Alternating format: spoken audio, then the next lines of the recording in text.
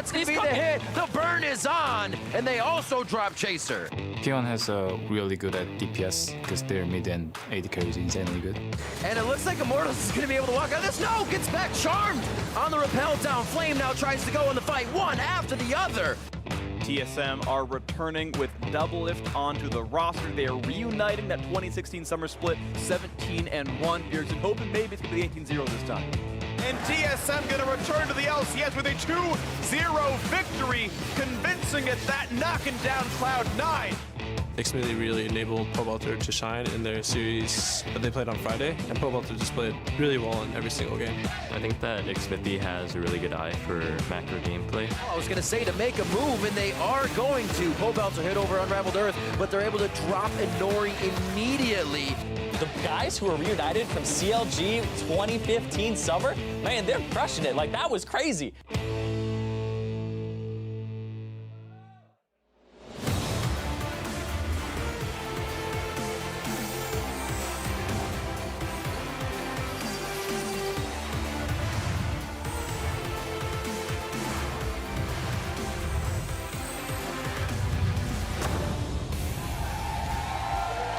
Welcome fans both in our studio and at home to the North American LCS. Teams look to end their first week on a high note with our matches today, as fans are fired up as ever to see week one close out in fascinating fashion, if we will. We've got Arcade Ezreal cosplay here joining us today. That's some fashionable cosplay we have there. TSM as well making their way into the studio moments ago. Bjergsen looking to close out a nice week for himself. Immortals, the Xmithie version of Immortals, making their way into the studio up against Envy later today. Apollo and the rest. Phoenix One readying up on stage. Zig in the top lane, Inori in the jungle. Hello everyone, I'm James Dash Patterson. Joining me on the analyst desk is someone who always brightens my day, Mr. Mark Zimmerman. Happy to be here. No Kobe to bring us down this time. The That's clouds. right. Exactly. Kobe's always such a negative person. The most negative, the most Just negative. us two to be happy. All right, let's begin by looking at how week one has played out so far. CLG, they ended their weekend 2-0, while teams like FlyQuest and Phoenix One search for their first wins in our matches today. It all starts with our first series when Flame and Immortals face off against TSM on NALCS 1. Followed by FlyQuest taking the stage opposite Team Dignitas. If you're tuning in on NALCS 2, your first match pits Team Envy versus Phoenix One, then Rainover and Team Liquid look to take a win off Acadian and Echo Fox. While we anticipate how today's matches will shake out, CLG and Cloud9, they've already completed their weekends with surprising results. Yeah, I think you can be cautiously optimistic about CLG. They got a 2-0, which is great, but also the fashion it happened in. You didn't see Dardoch having his traditionally strong early game, so there's something to look forward to when that starts rolling around. Also, their macro wasn't great, something that CLG usually improves throughout the course of the season. And on the flip side, you have C9 taking a loss to CLG, and this is a team I think you can actually be cautiously pessimistic about in a sense, where, yeah, they lost to two of the toughest teams in CLG and TSM most likely, but it was the fashion that they lost it in. It wasn't super convincing. They need to integrate Ray better, and these are some things that over the course of last season, they didn't actually improve that much at. So you might be in a situation where C9 starts getting overlapped by some of these other teams in the league. And so it's, like we said, it's pretty early. You don't want to, be completely negative on them, but it is not the start you're looking for. Absolutely. To your point on CLG, the fact that most of their wins were coming from playmaking, out of Aframu in the bot lane, I think it does bode well for them and the evolution of this roster as it will be throughout the summer split, that, hey, Dardoch isn't doing what he's done in the past and being a huge star just yet. Yeah, but still being successful is the critical thing. If he can combo with the rest of CLG to actually make good team plays as opposed to like, I'm in their jungle solo killing them, I think that's exactly what would make CLG one of the most formidable teams in the league. And while for him it's about finding his footing on a new team, I want to jump back over to TSM as Doublelift slots back into this roster. They came away with a nice victory yesterday. And overall, they look great. It didn't look like Biofrost and him really missed a beat at all in the bot lane. Able to get a 2v2 solo kill versus Sneaky and Smoothie, who traditionally was probably the strongest bot lane that we were seeing last season, so it's great to see them bouncing back strong already. And then it changed the way the whole team plays as well. You saw a lot more jungler attention down on that bot side, out of spend. Freed up Ponster to take the 1v1 on the top side. The invades were going better, able to get that early blue buff, which seemed to trouble them a little bit at MSI. Now, of course, that doesn't mean that his day one performance here was without mistakes. We did see kind of the classic Doublelift in the side lane post 20 minutes, sacrificing a Baron over to Cloud9, but all the while, got the farm. Got some farm and still got the W. So, yeah. I mean, how mad can you really be if you're giving up the objective, but taking the victory. If you're a TSM fan, you're still happy to see him back. He'll take those mistakes. You'll know he'll improve. You've got to knock the rust off that came from solo queue. And while we're talking about the bot lane, I want to talk about playmaking supports. We already mentioned Afromu as a player being a playmaker, but champion-wise, things like Rakan, Tom Kench, Bard, Thresh even coming back into the meta. It's huge as a fan of League of Legends because you've seen the kind of supportive shield style for so long in the bot lane. Maybe like a little bit of harass with Zyra, but really not playmaking the way. You can see the difference between an Afromu Bard and Rakan versus some of the other people in the league. Smoothie had a decent Rakan, but it was not at the same level, and you get to really see playmakers shine. As well as the fact that you see the Tom Kench being able to make these kind of map plays, Big coming up and using that a fair amount as well. Yeah, so again, we're going to have to track how that develops throughout the split. I mean, Rakan is a champion that you mentioned, you know, we got the debut performance from Afromu where it really went off, and we saw kind of the upside and the potential of that pick, and then we've seen some more lackluster performances, so we're really going to have to track which supports are picking up what. Again, Smoothie did impress me even in the losses with sometimes his mastery and follow-up potential behind a contracts engage, but other players as well. We're going to look for them to really pick this up and find the most unique and most effective ways to use this champion. And it's just a great way for that role to shine. It's traditionally been like a little hard to appreciate the difference between me, Karma, empowered shielding versus another player where, you're turning off a Baron. It's an easy situation to play out. Here, finding the perfect angle at the Rakan, the right timing, knowing you're comboing it well with the rest of your team. Those are the kinds of things that really make that role shine. Yeah, perhaps more Pogs go to supports. Yeah, I would love to see that. Playmakers in the lineup. Now, during yesterday's show, we asked you to show us how you LCS, and we want to feature a couple responses that caught our eye. First up, Harry Freeman said, when you have construction to do, but it's the first week of the North American LCS. I wonder what he's building there. That's the question. I mean, he's got the name Harry Freeman. I feel like every time I hear that name, they're doing great things. You got Gordon Freeman, Morgan Freeman. Boom. I don't know what other two great ones Freemans. there are. Yeah. Harry's another one. Hope you're building something awesome. Hope you're able to maybe take a break here on the Sunday and enjoy a real day of LCS. Next up, Taylor Lavati says the face when both are good games, so you got to watch them both. Well, I tell you what, that's what we do every day back here. Watch both side by side. That's both games, right? That's not an EU broadcast on one of those? It better not be. Better be watching both. I don't know. I wouldn't call those good games. It's a challenge, though. I mean, Taylor Lavati could probably speak to it. It's one of those things where you don't realize how hard it is to catch everything in a game of League of Legends. Yeah, I mean, that's one of the things that we got both going live at the same time. We're in both games to rewind, rewatch everything. Yeah, we at least have the benefit of being able to rewind and watch things that we missed to keep up with the times. Well, anyway, we can never have too many tweets, so keep using that hashtag HowILCS. But while that's enough from us, let's send it over to the casters to get the day underway. Thank you, Dasher. Welcome, everyone. I am Julian Patriot Time Car, and casting alongside me is the analyst with a penchant for perfection. It's Aiden Zyrian Moon. Actually, didn't know it was pronounced like that. Is it really? Yeah, it's a French word. There we go. We're gearing up for our first match of the day as Team Envy take on Phoenix One. And while both teams are coming off of a loss, many didn't expect Phoenix One to have such a rough start to the split. Yeah, they ended up getting third place in the spring, but P1 seemed to have a good formula right there. But what really happened is they kind of got caught up in all of these shenanigans. They had a bad level 1 that put the whole team behind. The drafts didn't seem completely cohesive from them, and Inori looked a bit shaky again in the jungle. So you have to keep a close eye on this Phoenix One squad coming into summer. Watch their level 1s, watch their drafts, and see if they can actually start some of these games off on the right foot. And for Envy, they've had similar draft problems in the past as well. So the new addition, Pyrian, seems to have a more meta mid-lane champion pool, which should bode well for the team and just increase their consistency. Exactly. Moving away from Ninja, who played things like Talon and these assassins, which kind of force people to play a little bit more AP around the map, we see that, Envy, despite having Pyrian in the mid lane, they do have a lot of their old problems from spring. They get those early leads, but they fail to close it out. And kind of rounding this out, Pyrian's control mage champion pool could be the tool that they use to leverage an advantage there, use those control mages, the wave clear, the Talia wall to help end games. That's what we're looking for from Pyrian to see if he can actually help Envy push their early advantages. We can certainly see glimmers of brilliance already there from the team. With that, let's check out the starting lineups on the blue side. We'll start off with Team Envy. In the top lane, Seraph, jungler Lyra, mid laner Pyrian, bot Apollo, support Hakuo, and their new coach, Violet. And on the red side, it's going to be Phoenix One. In the top lane, it'll be Zig. Jungler's going to be Inori, mid lane Ryu, Arrow in bot lane with support Shady, and Coach Fly. Coach Fly, of course.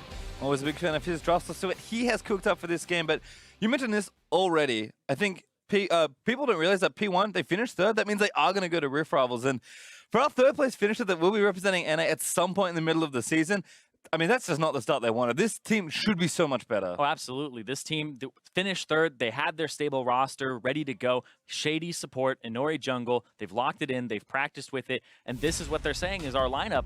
And getting off to that poor start is not a good sign in the slightest. They want to improve on that. But both these teams, you can see at the top of your screen, 0-1. They both started off on really the worst foot possible here. And I definitely think the draft for both these teams needs a lot of work. So I'm keeping my eye on that specifically today. Well, we'll see what happens here between Violet, Fly, and the rest of the teams as we are here for Champ Select. Envy going to start off targeting Zig in the top lane, taking away that Kled. So you do see a pretty standard ban against Envy as well. Lee Sin taken away from Lyra, especially as a trade of junglers now. Ivern going to be taken off the table away from Inori. Yeah, we saw Inori have 3 Ivern bans against him in all 3 games that Phoenix 1 played.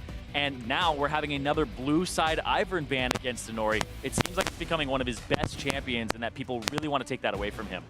And we did see Lyra on the Ivern, so of course can play it, but it's just not a champion you associate with an aggressive player like Lyra all that often. So yeah, he did play it. Oh, he played it. And it wasn't that great, but mostly because I wouldn't say that Lyra played it poorly. I would say that Lyra's style of being aggressive is something that is necessary for Envy to get to that early game because they don't have the strongest of laners, they don't have the strongest of team fighting or even compositions. They need Lyra to be the catalyst for them actually having a chance to win these games. Yeah, and it's funny, you know, you can still see the tendencies in those players. We saw Dardoch's Ivern, which did look pretty good, but even he went in and tried to go full Lee Sin mode. Of course, doesn't work too much on Tree Sin. LeBlanc there banned for Team Envy. Zac and Canning will join the roster there for P1, or at least not join the roster this time, as those are our first 6 bans, and there's Karma, first pick for Team Envy. So sticking with the simple stuff here, it's pick 1. Yeah, Karma being picked up there. Would expect something like Zyra for Hakuho, personally, but I do think that having one of those shoving lane supports is really good to have against Phoenix 1, because if they can free up Arrow or Shady,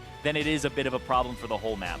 Seen it flexed a few times already in the NALCS this weekend, so that option as well for Purion. There's Varus taken by Phoenix 1, so this is a bot laner to me that's risen immensely in popularity. Ashe seems to have dropped off a little bit. Yes, there are other things you can be doing in the bot lane, but Varus seems to be a lot of the go-to pick for a lot of players now. And Arrow, I know he's been spamming it in solo queue. Yeah, Varus, really good champion now that we've actually kind of moved him away from lethality builds and more towards attack speed crit. But I do think that Arrow on this champion, he had a really good performance on it in their first match, hitting the Chain of Corruption consistently. So that's what we're looking out for here. It looks like Phoenix 1 going for a little bit more pick overall with the lease for Inori. I mean, we joke about his namesake, but I mean, Arrow has been an incredible Varus and Ashe player pretty much his entire career. So I'd certainly like to pick here for him. At least, like you mentioned, nice aggressive jungler for Inori. And Lyra going to answer with another aggressive AP jungler of his own, Nidalee. Actually going to make an appearance here. And Apollo will be taking the Ashe. So again, haven't seen as much of it, but Ashe will be picked up here for Envy in their first phase. Well, we'll see what happens here for Ryu now. 10 seconds left for P1 to kind of finish this phase of the draft, and might want to match the ports, kind of take that away. You mentioned the Zyra already, Zyrene, that is available. Something like Lulu could be picked, although she has been dropping off in popularity a pretty significant amount, as it does look like the Zyra is going to be that first pick here for Phoenix 1. So moving into ban phase number 2 in just a moment. Shady does love those aggressive supports as well. He's known for his brand as Vel'Koz and solo queue. So excited to see this bottom lane, because now they talked about on the desk about playmaking is coming back a little bit. Both of them going for wave clear, shoving supports, kind of going back to what we had seen in spring.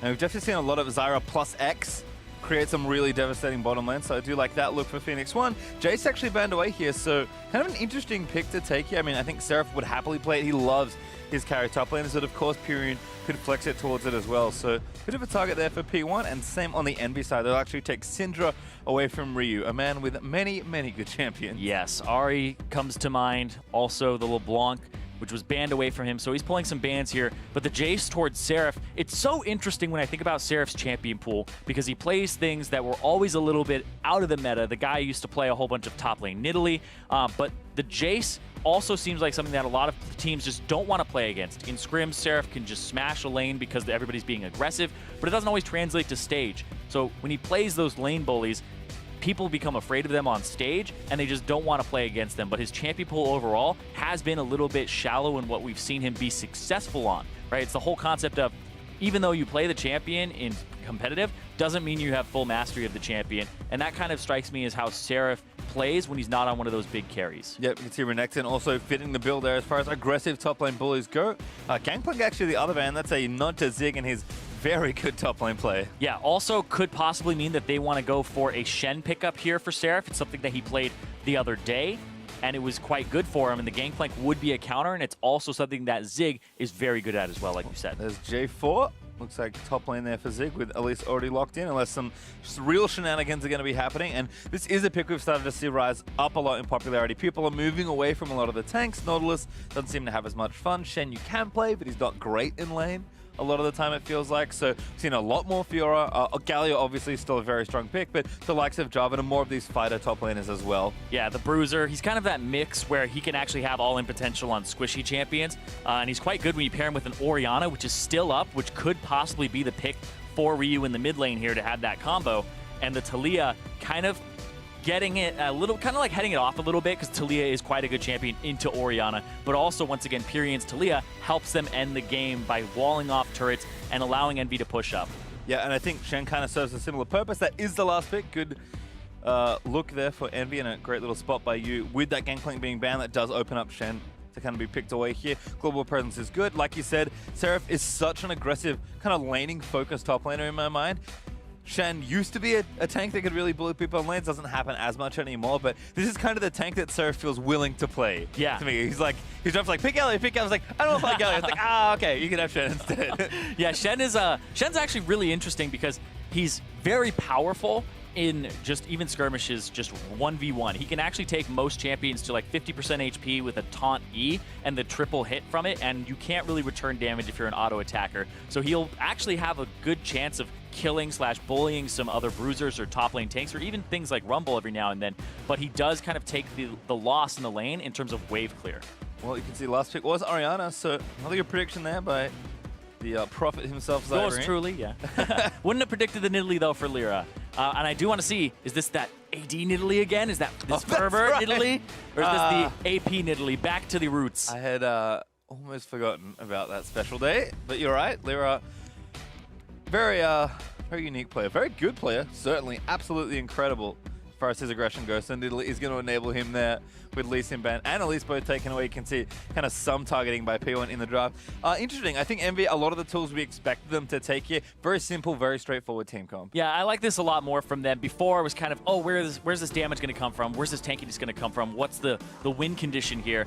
Early jungler for Lyra. They have Seraph on something that can teleport and use a global to get there. And then they have Pyrian on a control mage. I think this is a great suit for them, whereas Hakuo also on a mage support, and Apollo on something that can play back but start fights. So I feel like Envy, well-rounded here, and have pretty much everything you'd want in just a standard team composition. On the other side, though, I think for Phoenix One, this is kind of, I'm going to say kind of new school standard stuff that we've been seeing. A lot more Jarvan have been coming up. People are going back to Elise, who received a lot of bans actually early on in the weekend.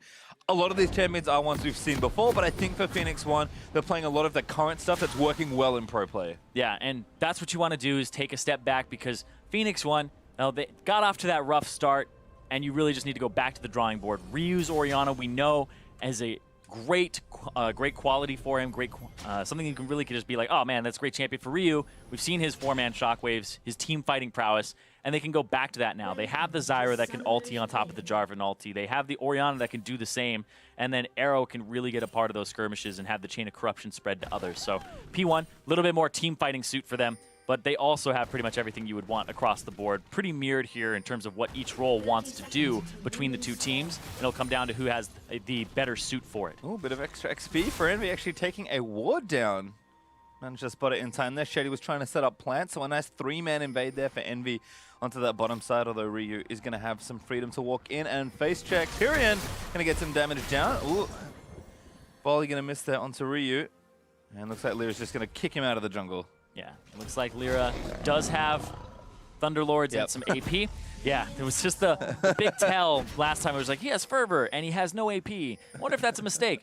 Definitely wasn't a mistake before, but he's going back to AP. He has played this as well after he played the AD one. So, you know, got excited one time, but not again. Yeah, going to be fun to watch both Lyra and Inori kind of play a little more to their tendencies. I think Lyra almost always aggressive. Inori has shown some balance as he's kind of grown as a player in the LCS. But yeah. certainly prefers to be aggressive, and another face check. Seen a lot of this from top lanes, trying to get vision in, but great positioning from Zig to make sure he doesn't get a look in on the Raptors, which is where Inori's starting. Exactly. You want to get a look in on the Raptors, walk up, potentially steal one, and we've seen teams kind of adapt to that. But look at that, Inori actually does not get level 2 off of the Raptors there. Seems like one of them went over to a laner there. Might have gone to Ryu. Had to double check exactly where it went. They were, in the meantime, already fast cleared the Raptors, had a ton of traps down early, and now with this might should be able to take this red. Yeah, one did go over to Ryu, which means he'll hit level 2 in the lane a little bit sooner because he would get it off of 6 creeps instead of 7. But actually, Pyrion shoved him up so much, they both hit level 2 at the same time. Yeah, also had a tiny bit of ward experience, I think, for Pyrion as well. So pretty even there as Lyra's going to zip over into P1's blue side of the jungle. Scuttle Crab could be the first target, but he looks like he's running straight to the blue. Actually, Pyrion even going to join him nice and early. Yeah, it's a nice priority there from the mid lane from Talia. Inori kiting it up to the top side so he has a way out, and Lyra, we'll see if he takes this fast enough because the bottom lane also shoved out, and you can see Hakuo. Hakuo has done this all 3 games in the previous series, and this is 4th time in a row, shoving and trying to roam, whether it's helping his jungler take the Scuttle Crab or even invade like this, and that is just a fast invade, and Inori caught off guard there. He did ward over to kind of make sure because he saw the Karma leave, but he's going to be out of a blue. Yeah, great steal there for Envy, and again, like you mentioned, Hakuo leaving that lane, teaming up with his teammates, and Lyra's aggression with a lot of help actually from his team, able to get a 3-buff start here versus Inori. In the meantime, Apollo just chilling out, pushing these waves back after Hakuo left the lane, but so far so good, and we've seen this so often from Envy, and they do have a lot of good early game starts, and they seem to have some good preparation as well.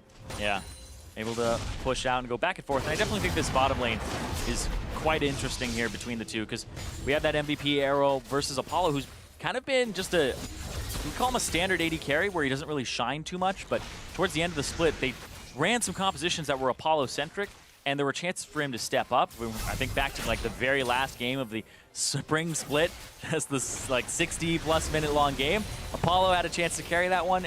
Really, I want to see him go further. Wasn't able to do it then, but if he can start carrying some games, they'll have another threat from the bottom side of the map. But he's kind of just been the stabilizer of and I think for a lot of Envy, that story actually holds true. I mean, with the exception of Lyra, their obvious standout player, this is a team that really does have all the pieces, but needs, again, a little more consistency. Even someone like Seraph, I think, for me, is someone I'd like to see play more than just lane bullies and try and win through lane. If he can expand that champion pool, play more of the standard tanks, for example, I think this team's in a really good spot as Lyra, again, looking for Ryu, but not quite there with the spear. I think a little minion might have blocked that one. That was actually interesting because you saw the indicator on top of Ryu's head show that he did get hit by the spear. It just didn't do a lot of damage.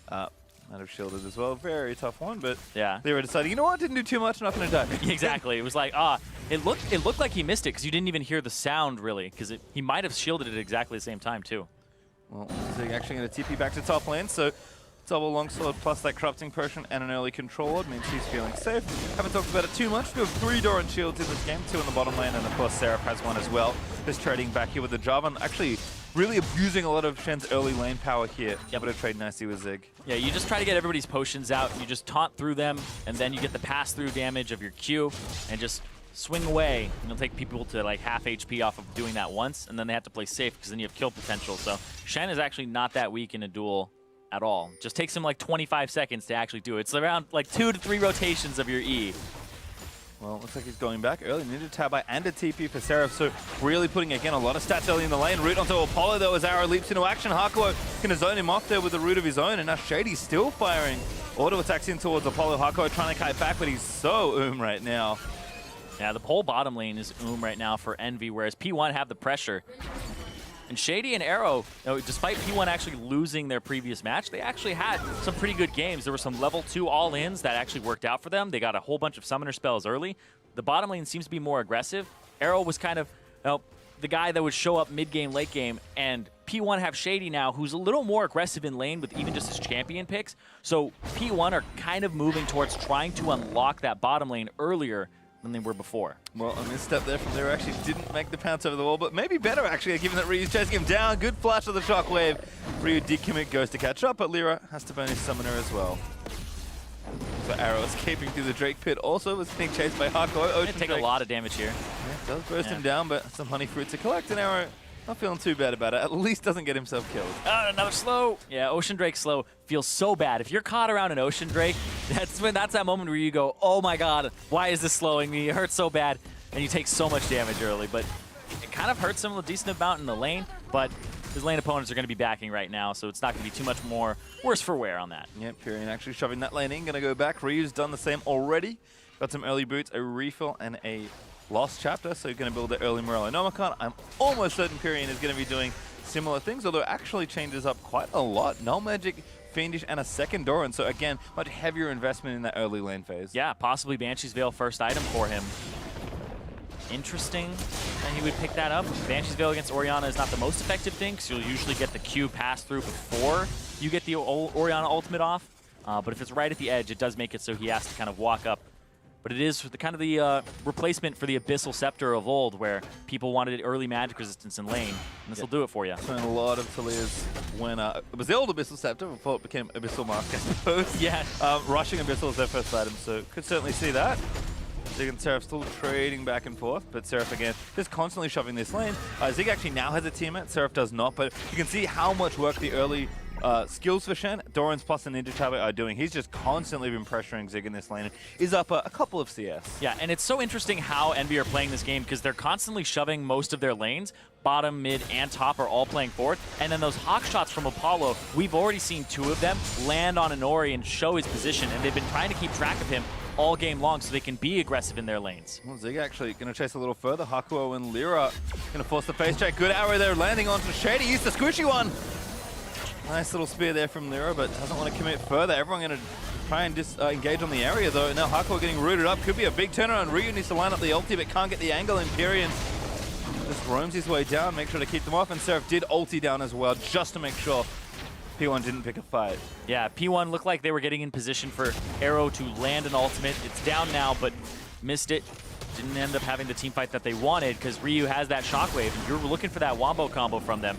Reason that Zig couldn't really follow, didn't have TP for a few more seconds. It's coming up just now. That blue buff also went over to Envy, I believe. I think Lyra might have stole it. No, he doesn't. Isn't wearing it, so somebody picked it up. Who is it? Ah, it's Ryu. Off to the right recipient. And then you can see on the top side, Zig, because he was alone, went in, warded the jungle there, can see the blue buff. Maybe now it's P1's turn to take away some buffs. Lyra's been pretty pesky. Those 3 pushing lanes have really enabled him to be in the enemy jungler's face and try and take away camps. You can see that manifesting in a pretty decent CS lead there for Lyra, although again, have to be careful when counting jungle creeps. Yeah, and we're also, like, I'm loving these hawk shots from Apollo, and I shout out to the Observer for following a lot of them and showing that Inori does get revealed by these because it's so hard to kind of place value on that Ashe hawk shot ability when you have full vision of the map for most of the game. Because when you see the jungler on the opposite side of the map, totally gets to play aggressive, and you know that he won't be on that bottom side if all of his camps are down. And I think, again, it kind of plays into that same idea that Envy have been just constantly shoving in these lanes, keeping tabs on Inori, and then kind of letting Lyra do whatever he wants. Other than that, lane's feeling very stable for Envy. Pyrion gets a blue buff donated over to him. Lane's getting shoved right now, but should be okay. P1, though, knowing there's an opening on the left side of the map, do manage to take down this Ocean Drake without a contest. One of the nice timings you can have on this side. Yeah, enemy mid laner goes to blue. Exactly. You know there's space on the right. Because of the ward that Zig put on the blue, they're able to see that that's being handed off and go for that Drake. No problem there. We'll see the back come through for Inori and see what he picks up. Probably goes towards his, yeah, I wasn't going to say Moby Boots, was going to say more of the Runic Echoes here. Seems more of his style. Moby Boots is really risky, and he already has a Dark Seal, so he doesn't want to go all in on that. It's kind of interesting to watch Inori's growth as well as a player. You think back a year, he was a rookie, playing the Rengar and getting his team a few wins, and, you know, kind of getting his ego a little bit out of control at first. And Tempered in Spring, but now you see Arrow, but an answer in. Lyra actually first blood. The spear's enough to kill him, and now Arrow getting it rooted up for Hakuo. Make it double, perhaps. Lyra looking for it again. Apollo snags the second. Yeah, they ended up getting ganked there. No help from a TP or anything along those lines. They thought they had that, and then Lyra comes up with the spear and gets the kill. The guy has farmed so well already that he had the Runic Echoes before that play and was able to come up big. Yeah, monstrous amount of damage there is Pyrion playing back right now. And this is what you really want to see from Envy, because you think back to the last split, it was really top half of the map on their own. They left Apollo and Hakuo kind of to their own devices, and Envy would play more towards Ninja and Seraph with Lyra, because the 3 Koreans would kind of just group up and do their own thing. Playing towards the bottom lane, exactly what you want to see as an Envy fan, because it gives them a more diverse style, especially against P1, who are trying to play this bottom lane more aggressive. You can see how it starts off, but Lyra again, right place, right time. really well done by Apollo, too, to land the arrow onto Shady, because Arrow has flash, and Shady does not from the previous play. So that's 100% guaranteed if you point and click on him, and then the follow-up there, because convention would say, don't focus the support, go for the AD in a 2-on-2. Make sure that they go after the person who doesn't have flash and guaranteed kill. Instead, unmissable javelin from Lyra picks up first blood and then the second there for Envy. So up 1,000 gold. The early game continues to roll off the back of that man there. Shady does not want to face check the level 9 Italy. 2 levels down right now, and just got himself killed. So now kind of a full takeover of this right-hand side for Envy.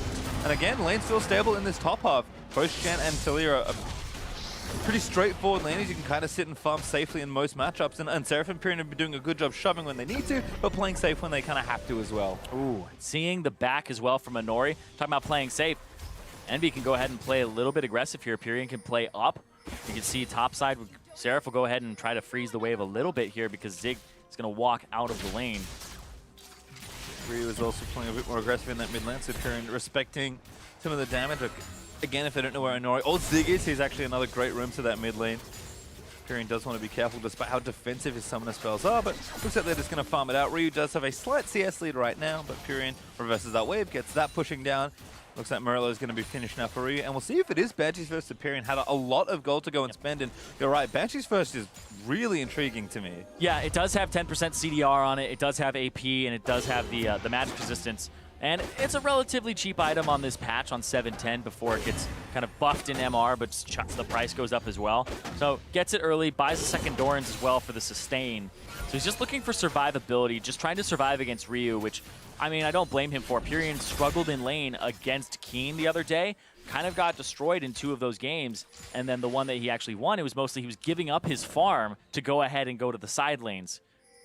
Yeah, it feels like it might help against Inori as well, and you can see some of that attention being paid to the mid lane. It's a really good point. It means the Cocoon can't come through for the engage, so it really kind of throws a damper on Elise, who has to hit you with a W first. Yeah, Runekeko's going to help Inori out there, though, so kind of an interesting little trade between some interactions. Regardless, Pyrian eventually will pick up Morello, and we'll see what Ryu wants to do with his second item. So both mid laners should arrive at a pretty similar spot once they do have their second item, but Ryu feeling a little more strength right now. Pyrian says, I don't mind, I'm just going to perma-shove these waves anyway.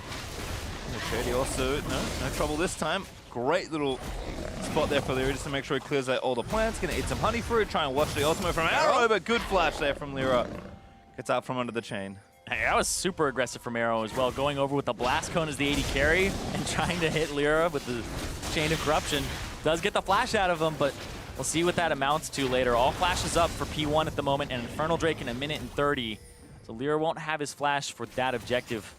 That's a good thing to point out in general, though, for P1. This game, they definitely got caught being too aggressive in the 2v2 with Lyra coming for that counter gank effectively. But it does feel like, yeah, something has happened in this lane where they're like, yeah, we just want to play a bit more aggressive. Yeah, I know for a fact, like, well, there were a whole bunch of questions about, you know, why Shady over stunt, etc., but people can't really see, you know, the tryouts or the solo queue that they were doing.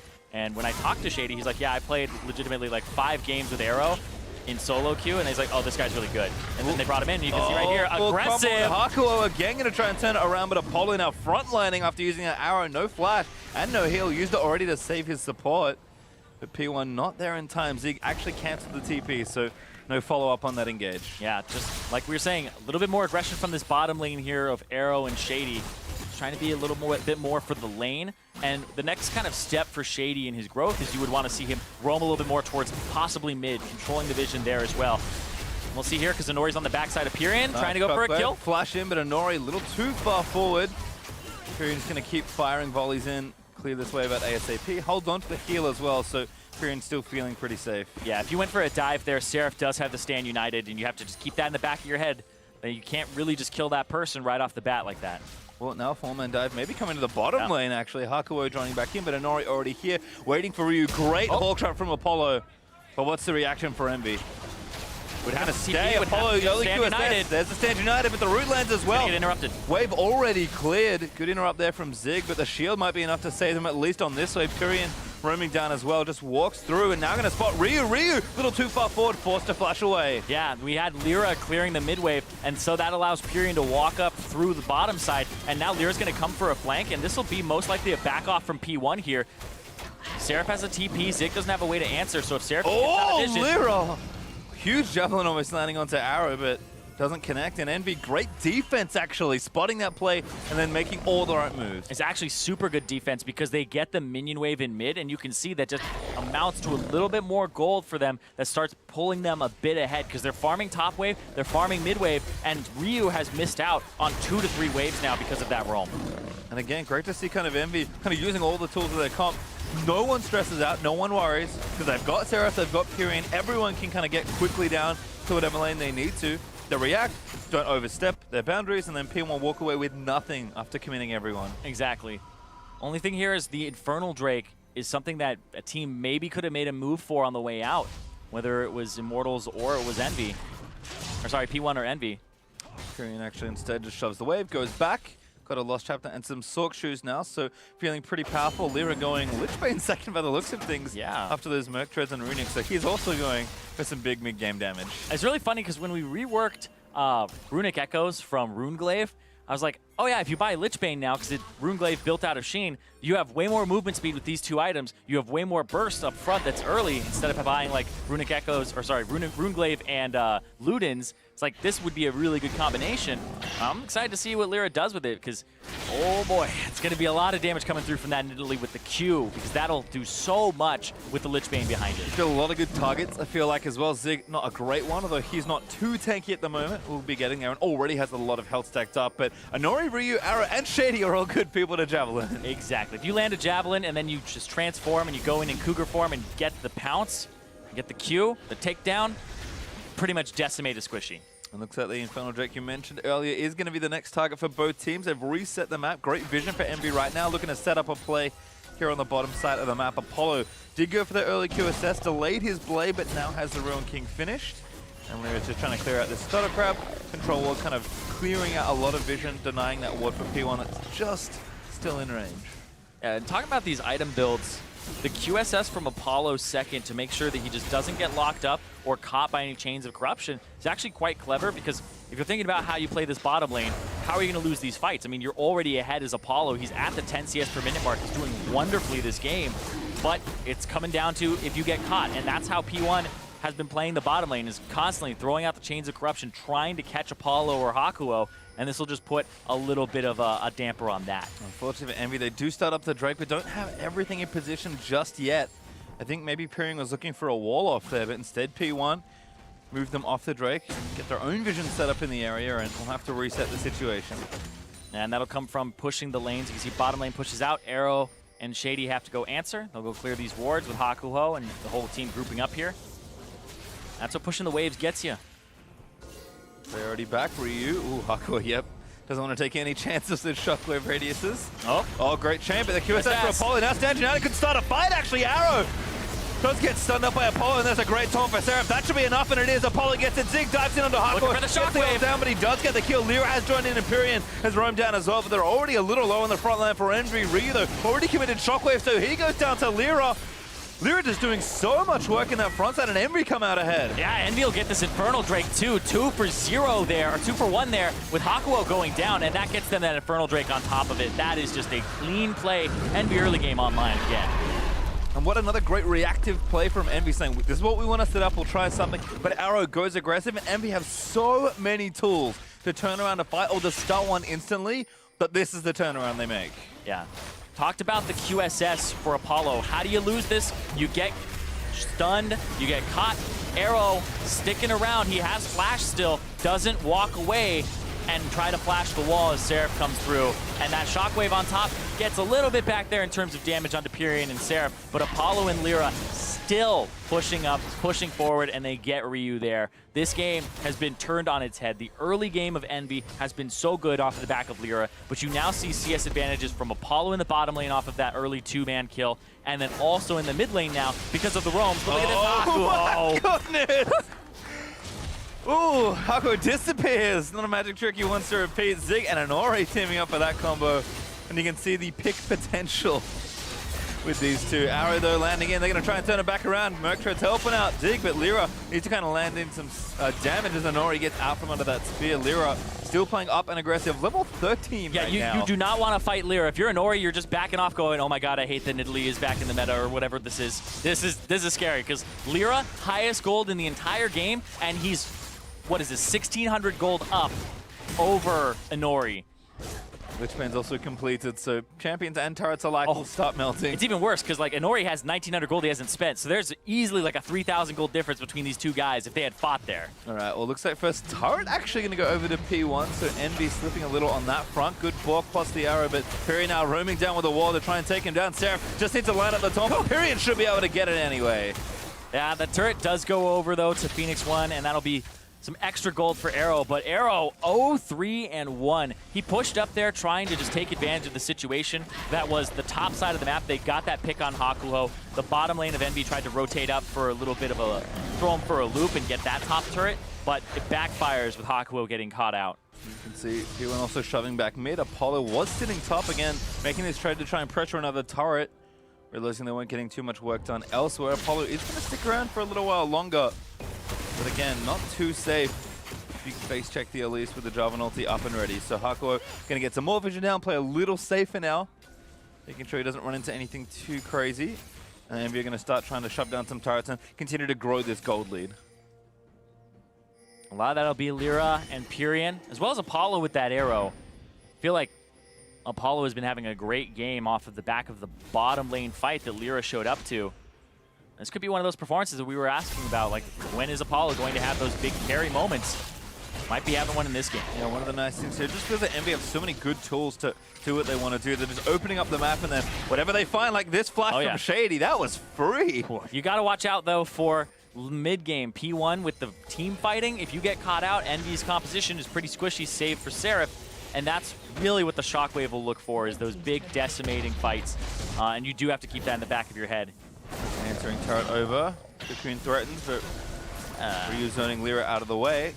Interesting that Inori's build is Dead Man's Plate after Murktred, so he's trying to go for a mix of magic resistance and also armor, but most of this team is magic damage. Shen will do percent HP magic damage, Lyra does magic, Period does magic, Hakuho does magic. Really only Apollo. Oh, another great arrow to Shady. His stand United to finish the fight. Lyra with a snipe takes one down, and there's a flash shot. Arrow does QSS off, but still trying to chase in Ryu. He needs to get the shockwave to the back line, but Pirian zoning them off. A great wall cuts off the rest of Phoenix 1. Shockwave hits nothing, and Pirian takes down Ryu. Now Anori, the next target is Envy, just chasing into their red side jungle. Zig tries to all in Lyra, but the heals are too much. Zig, good amount of damage. Lyra gets out with the shield from Hakuho and gets himself a kill. That's a 3-for-0 in favor of Envy. They'll be able to push the top wave and the mid.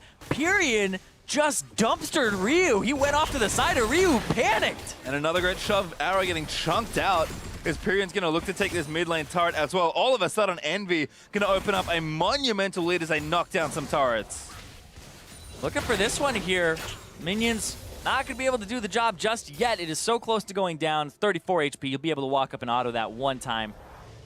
But that fight, that was all over the place. And I was talking about P1, you got to watch out for their team fighting, but Envy really just outplay this. This is so good. The Hawk shot again reveals them coming across, hits the person who doesn't have QSS, so Shady is off the board immediately, and then the taunt flash onto Arrow gets his QSS, and then this part, Pirian in the back. You can't retreat to the right now. They have to go over, and Pirian is just kiting back and forth, and Ryu dropped the ball. He tried to flash ulti onto Pirian to stop him, but he still had the ball on the ground, and he just got blown up there. That was beautifully played by the mid laner of Envy.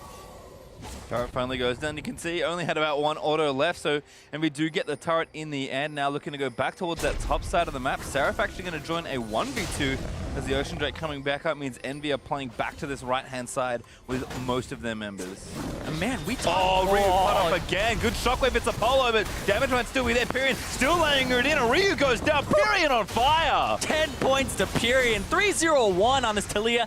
Up in CS when he was down at the start, and he has been doing work with these walls. The Weaver's walls yesterday were coming out few and far between. These ones constantly on cooldown, throwing them out. He's now 2 levels up over Ryu. And Level 16, so max range wall. I think Ryu got sniped from a very long distance there. Yeah. Apollo is also 2 levels up over his lane opponent. And when you think about these matchups, you go, okay, Envy, they're up against P1. P1 have these great carries in Ryu and Arrow, and it was the rest of them, Zig and Ori and Shady, that had kind of fallen short. You're like, you need to get up with the rest of these guys, these Korean laners. But Ryu and Arrow are the ones who are faltering in this match. Just a nuts amount of strength right now for Envy. I mean, they're 6,000 gold ahead pretty much as the Drake gets taken away by Lyra. But we even talked about, the Banshees being very safe for Pyrion. That last little exchange for Ryu, Sorks, Haunting Eyes, and Amorello all finished. That's like every mid lane mage dream right now. Yeah, just waiting to blow people up. Didn't go for Merc Treads himself. He doesn't even really care about the CC here. He's just trying to do as much damage as possible. Wonder if it's a Void Staff next for him as well. Gonna finish Lee Andrews and then maybe Void Staff next. That's the point, Lee Andrews. Yeah. You keep forgetting that the Blasting Wand goes into that. Most people, yeah, it's like the only time that I remember that is when it's the first item Rumble, and he's got the Blasting Wand and the Haunting guys. Well, we'll see what happens in the next few minutes, but Hurricane finish for Apollo. He's looking good. Love the Aegis actually from Seraph. Nice and early. Should be building a Locket at some point soon. And Lyra also now with a Banshee's Veil, so a bit of safety, but a lot of extra damage that he didn't have on the item earlier, so he can play up and aggressive also. Yeah, it'll be interesting because Hakuo, he's gone for the Redemption. Might be the Ardent Sensor coming in next. It's a good one. It's a good one. There's some people on his team that'll benefit from it, but if he's really just going for like the defensiveness of like helping Apollo out, then it's a pretty good buy. Pyrion again, clearing waves away, sweeps away that ward. Lyra, Banshee's Veil for him too. This item becomes incredibly annoying on people who are fed and already are very mobile. So you have to hit them with the spell first, then you get to aim your skill shot afterwards, and if they can dodge it, then it's so difficult. Yep. Now Shady can't really just go for an E and lock him up. Ryu can't go for a shockwave without a spell to kind of prep it. And even Inori can't go for a bush cocoon. Yeah, hypermobile champion like Nidalee Lyra, who does love to play up in the face of his opponents. Should be getting a lot of mileage out of that one. Apollo, though, accompanying the wave in towards this top side. That'll be the outer ring now. Fell does Envy take their 3rd turret of the game. Goldie continuing to grow. They did get that Drake a number of minutes ago now, so it's kind of protracted siege with Shen towards the bottom. That 4-1, all 1-3-1, whatever Envy do want to do.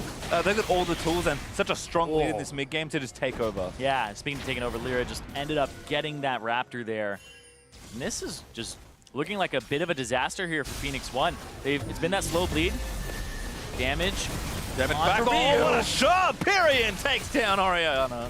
Oh, goodness. The scoreline is just almost inverse here. 4-0-1 for Pyrion, 0-4 and 1 for Ryu.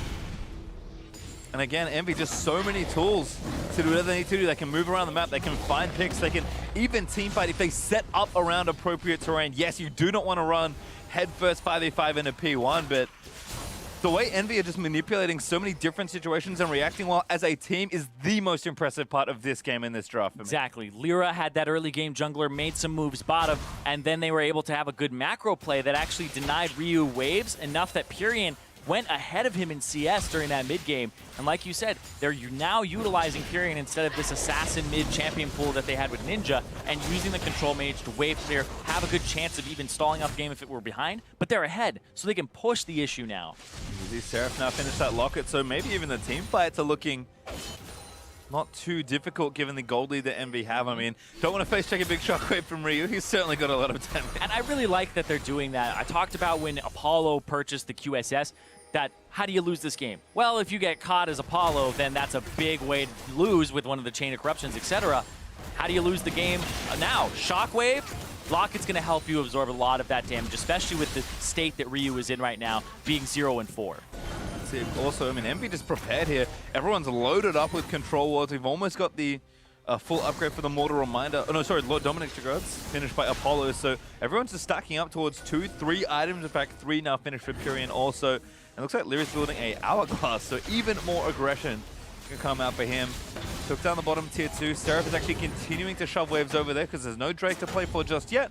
And we're trying to get control of the Baron side.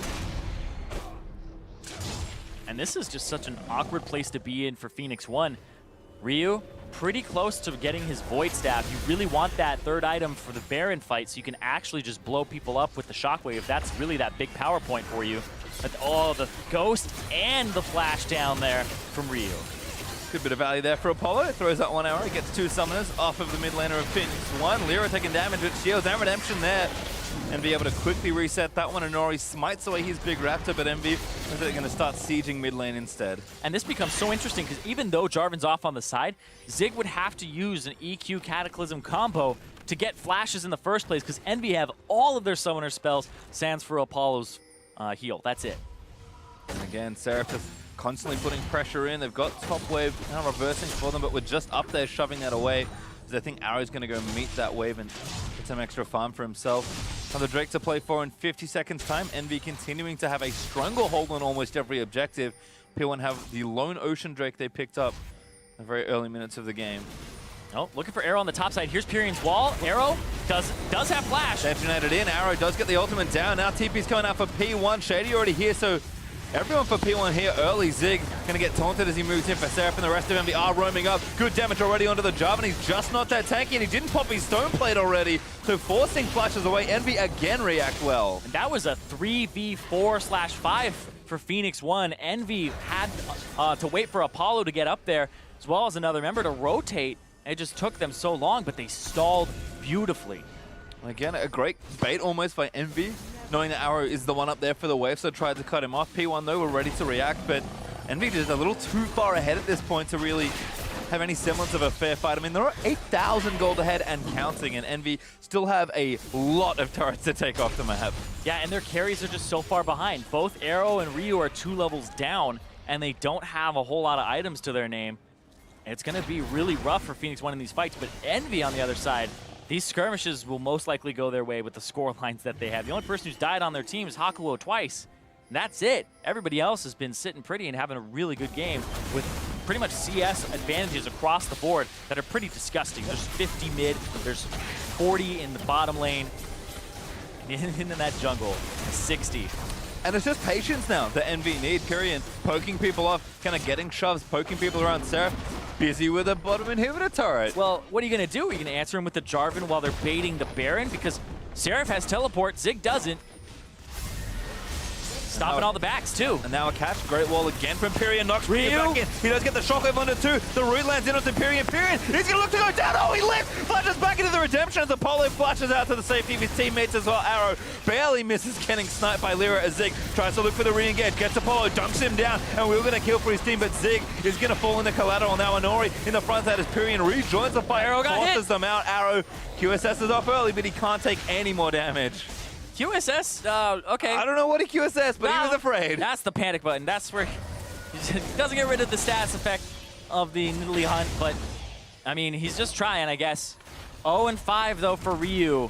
Outplayed there pretty hard by Envy. That's really what this has been coming down to, is the teamwork of Envy in these fights has just been slightly better than P1's. And it's been showing and making all the difference here. And I mean, these, again, you talked about P1's carries being behind Envy's carries. I mean, let's exclude Lyra for just a second, because he's very far ahead, and that just happens. That's a Lyra How are you gonna exclude my boy? That's a Lyra Don't leave Lyra out of this. I always expect him to be ahead. But Pyrian's got 4 items building up Void Staff. Apollo, 3.5 moving on to his next one. So we're going to watch this team fight again. Yeah, great wall again. And then Apollo still hits the arrow on Zig. Zig goes over, but Ryu is just sitting there, doesn't have his flash, tries to counter, but then barely. This is so good. Pyrian gets the kill and gets the redemption and saves him. Ugh. Zig tries to go back in, gets Apollo here, and then it's Arrow hitting over the wall and Anori going in to try and get some damage, but Lyra jumps out of the Cataclysm and then Anori just flashes away. They don't really have the damage to even kill Seraph right now. And now back on a Baron. Envy continuing to apply pressure. Apollo caught out though, he gets stunned. Oh, barely. Just goes down there to Zig, but Zig actually going to go down as well. So a 4v4 starts, but Envy do not have their bot lane up. Yeah, that was exactly what you wanted though. Arrow's going to go for Got enough carries, gets taunted, QSS off for Arrow, but the Spirit's Refuge blocking a lot of damage as Seraph tanks all of that frontline damage. Yeah, they had gotten Apollo's flash earlier, and so he was the target of Zig going into Cataclysm and then Shockwave right on top. That's how they blew him up during that replay, and then the fight just trails off, and you end up having Arrow try to get that Banshee's Veil, and then the Chain of Corruption. Can't overcommit to a fight versus Envy, even when Apollo is down. They've got so many good zoning tools between Ashe and now the Rylai's up to Leah. Envy again, no, they've got full control of the map. P1 doing a good job finding gold and killing off some members to buy time, but Third Drake over to Envy, they'll take down the Cloud, and Seraph is still threatening that bot in here. Yeah, Seraph now with a Knight's Vow as well. But Apollo, this is one of his weaknesses that we've noticed in the last few games, is he will split push and pick up solo farm. It gets him ahead in levels, but at the same time, it makes him very exploitable. It's one of the ways that Dignitas got back in a game against Envy the other day, is he was off in a side lane and they Tom Kench ulted him and just went up and killed him. Pyrion though, rode another wall. Looking to make a 1v3 show. Arrow gonna get stunned insta, and that should be a kill over. Now Pyrion dominating. Just takes down Arrow, who just didn't have any cooldowns left. He used heal though. He threw out his heal. It's completely futile at that point. Like, I don't know why he's doing that. Frustrated, it feels like, you know? Yeah. He hit the panic QSS button. I mean, he's getting picked on 4 deaths already for Arrow after that roam up for Pyrion. P1 are trying to group together and get something done, but they just keep getting picked off. Envy are just too far ahead and picking advantageous positions constantly, which their comp allows them to do. And this gold lead means that P1, despite their team fighting, isn't doing very much right now. Void Staff is completed for Ryu, and they can kind of take some, comfort in that, but at the same time, like you said, it's just so far ahead. Envy now get to run them around the map, and P1, they're flailing. You see it in their play with Arrow's heal, his QSS. Envy have him on the ropes. And Envy's undone. That's the thing you really have to worry about. I mean, the game is getting later. P1 will pick up some gold, but Envy are almost pretty much 10,000 gold ahead with a bunch more turrets to take and a Baron still to pick up. Like, Envy needs to move into a spot where they can end the game, but they have such a big advantage with which to try and do so, as Ryu, right side of the wall that time, does not get cut off by Pyrion. Pyrion is doing a great job with these walls. I was hesitant yesterday because he kept using them every now and then. This is like on cooldown. The wall just keeps coming out to try and get something. Right here, though, because he doesn't have the wall, P1 can actually occupy this space and try to contest. Arrow, Arrow's going to get but a nice QSS off. And Arrow, to his credit, has done a great job dodging, particularly javelins from Lyra, because he's barely been hit by any, and he knows if he gets hit, he's probably dying, even just solo to the middle lane. Yeah, pretty much everybody on Envy is firing on all cylinders right now. The hawk shots from Apollo during the early game, his arrows are landing pretty much every single fight, and Pyrion's walls as well as Lyra's early game have all been fantastic. All right, well, here's a big commit. Envy on the Baron, but just going to force, I think, the TP out of Zig. He does commit it, and now Seraph can walk back towards the side lane if he wants. His ulti's up. He's got his teleport up soon. You can see the blue pings under that bottom inhib. He's got double globals. This mid turret's going to go down here off these minions. Yep. Just barely. Arrow not quite there to save it despite the static shift for a bit of additional wave clear. Lyra, they took the shockwave. That's a bad look. Lyra needs to leave the jungle smite. Very important. Great ultimate there from Arrow, but Lyra needs to try and live through. Stand United committed. Redemption also down, and Lyra had to burn the flash. Lyra literally just got 3 ultimates out of P1. A lot of team fighting there. The Chain of Corruption, the Grasping Roots, the Stranglethorn, and also the Shockwave. And he still got away. High value zone is there, I think, for Lyra, and the teammates there as well, just to make sure. Now Mikhail's for Hakor in case it happens again. Yeah. Zig also didn't flag and drag over the wall. He E'd, but didn't connect his Q to it, and he was trying to get a knock-up or possibly go for Cataclysm afterwards. Shady will do some damage in the pit. This is going down pretty quickly. Yeah, hard committing it. Inori? Things. They don't have a control of their Arrow. It's another little stun, and now Pyrion's going to knock Zig back into the team. Envy, I think, trying to stay on Baron for a little while, but they need to secure this. This is so dangerous. Inori can steal it.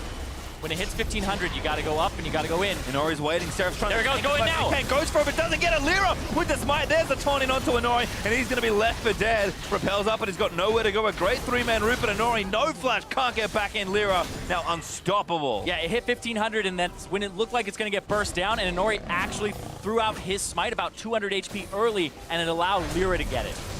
Well, 50-50 for Envy is not the way you'd want to approach that objective given your lead, but they do manage to get the Baron, and now this game is close to untenable for P1. Envy should have everything they need to end this one. And this is just an early game from Envy. That wasn't even a fantastic early game. It was just 2 kills right off the bat that gave a very good advantage to the bottom lane, but then a mid-game team fight and some rotations that allowed them to take it. And really, Pyrion on this Taliyah seems to be an issue for teams to play against. It got banned after he played it yesterday. We'll see if that starts, jumping up on the ban list here for Phoenix 1 come next game. Well, again, Envy, such an aggressive start to this Baron as Arrow. I think hilariously, it's another ulti from Ash. He still has QSS. He doesn't use it there because there's no panic, so he's still got, some calm to him.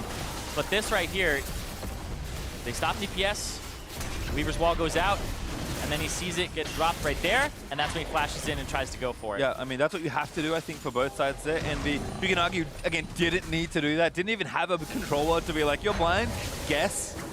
So P1 had all the information they needed, but Lyra just a little better on the smite there, and Nori not quite with the timing. Yeah, his smite does 900 damage. Lyra's does 1,000 at this point in the game, but you can do about 1,300 as a least with a Q, and so that's what they were really playing around. Is he did that combo, but then Lyra just like, oh, okay, I'll just smite it at 200 after. That's fine. Yeah. Well, no steal forthcoming, and Envy do knock down the bottom inhib that was prepared many, many moons ago by Seraph, who's still back in the sideline, going to get that last Tier 2 turret shoved out and taken down. Sheng with Baron buffs, pretty efficient despite being almost full tank with this build, and Zig, yeah, not really able to challenge right now. Yeah. Whee! All right, doesn't hit anybody, so that's a missed one. But Lyra caught out. Oh, wait a second. Another Zombies Redemption back down. I've seen this trick before, but a good snipe from Arrow. He's going to kill him after the stasis. Zig, though, caught in his own Cataclysm, forced to march up, and so grabs the taunt, finds Ryu, and then the great shot back, Pyrion godlike, as he just melts little Ryu. And now Envy going to win that fight despite losing Lyra. They jumped in on Pyrion, who still has Flash. He's actually a bit tanky with MR and 2 HP items. He was not going down that fast to basically a tank Jarvan, and Ryu didn't get his shockwave off as he was repositioning the ball and just got destroyed. And Envy are going to try to end it. Yeah, going to look to end it. That's going to be a kill serve on a killing spree as that's a flash from Shady. He goes down. Apollo completes the ace, and Envy going to knock down the Nexus turret and take game 1. Clean game from Envy. They only give up 5 kills. And right there, 7-0-5 for the mid laner, the new mid laner of Envy. And again, we talked about a little more consistency from Envy Pyrion on more of the meta champs, but his Talia has shown up multiple games now, and I have to think that is going to see a bit more attention in the ban column. But again, a great team game there for Envy. A lot of things we expected were true. Lyra, with an aggressive jungler, was able to open up the map and really get things going. Safe, consistent bottom lane with early roams from Hakuo, and another safe laner coming out also in the mid lane for Pyrion.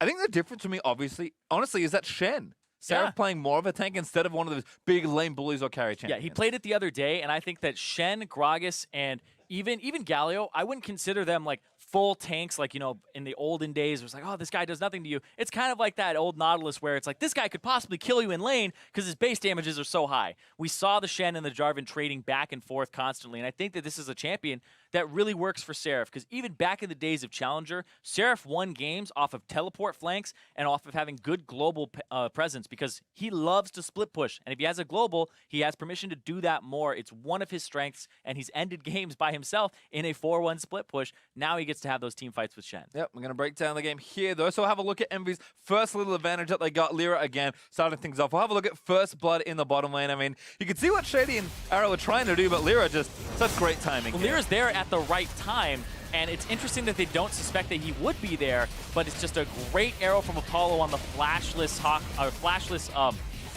support there of Shady. And so I think that that was really the big thing in that fight, was that they went after Shady first instead of going after Arrow, and then Arrow was pretty much dead to rights because there's the collapse. So I definitely think that that was well played by Envy, and really kind of questionable from P1 to be that aggressive and to go for that engage when they didn't have vision and full knowledge. Yeah, it was quite a lot of aggression from the bottom. We'll look at Envy came together as a team. Lyra, as always, getting things together. But our next replay, this is just such a great collapse for Envy, using all their tools to turn this team fight around. Yeah, the QSS from Apollo, then the arrow onto Arrow, who stuns him so he can't even flash away. He had flash, but wasn't expecting that point blank there, and wasn't able to outplay Sarah from that point onward. The shockwave does come through and they get Hakuo, but then just Apollo walking up, being a frontline. I like to see this from this guy because we weren't seeing that too much from him. And he was always the backliner, playing the Caitlyn, playing the Ashe, letting his team do a lot of the work, but being on that front line there, even when 4 members are still alive of the enemy team, and picking up the kills, exactly what you want to see from Apollo moving forward. Yeah, we'll see our final replay here. Kind of a big old team fight for Envy. See how it all came together.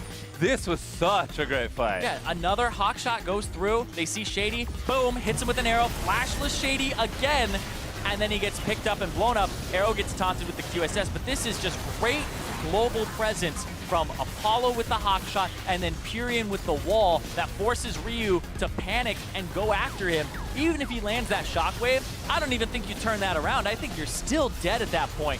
because Inori is on the run, and he's the only person who could possibly help him at that point. Yeah, I liked at the end, by the way, Pyrion did actually respectfully flash out of the shockwave that he thought was coming. Didn't need to, but he was like, hey, I think he's going to get this right. Yeah. Ryu usually does, but that time he actually just messes up and gets a summon that he didn't actually need to get. I mean, it's better safe than sorry. Of course. And if you're flashing off of the reaction of his flash, then you're probably actually doing it right, because what's going to happen then? He flashes, and then he has the time to pull the ball and then shockwave.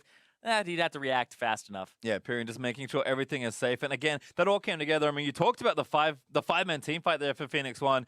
It's been so funny since almost the dawn of League of Legends. The counter to teamfight comps is split them up. And that usually means literally get in other lanes and force people to come to you with something like a Shen, with split push. Envy displayed not only that, but also the literal meaning, where you split them up with actual team fighting with a champion like Taliyah. I love that. That Taliyah was so good from Pyrion, and I feel like moving forward, he shouldn't really get that champion. And this is becoming one of those ones that it circumvents a lot of Envy's issues, where they approach team fights, they don't always know how to do it, they don't always know how to siege inhibitors and stuff like that, and this really just helps them astronomically. Like, oh, we want to bait Baron? Let's just put a wall right there, or let's just split them up. And they had the Ash Arrow too, which I think both these tools were used a lot to pick people at the start of fights and then have an advantageous fight in terms of numbers right after. Yeah, I felt like a ton of fail-safes were built into the Envy comp, and they used them all very well. One thing before we go, we have to discuss the Baron take by Envy. Not the biggest fan of how they approach it. Like, the spirit of the play is good, but I mean, I feel like bot inhib's open. You've got a Shen. Yeah. I think they got a little frustrated with themselves. So, their credit, they ended the game, but that was a risk they didn't need to take. Yeah, it's a risk they didn't necessarily need to take, but if they do give over Baron, I still feel like you kill Inori and maybe you get something else out of that. But yeah, they tried with the Ash Arrow onto Arrow, only hit him. He still had QSS, and they tried to engage, but then they just went for the burst down play. So like you said, it's still a 50-50 play in terms of like the odds you would give it, and you don't want to see that when you're that far ahead, but it's still one of those issues of Envy, right? How are they going to end the game? Well, I guess we'll bait and have a team fight, and then we'll end. And that seems to be the systematic approach for them. It worked in this game. We'll see how it works moving forward. Certainly debate this time. We're going to step away for a quick break, but when we come back, it's Game 2 between Phoenix One and Team Envy. Stay with us. You're watching the North American LCS.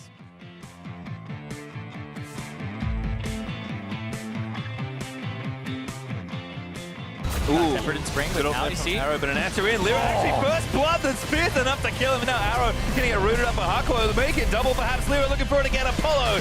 Jaraban. Feel Jaraban. Part 8. Watch out, worry ball. Help me. Nice.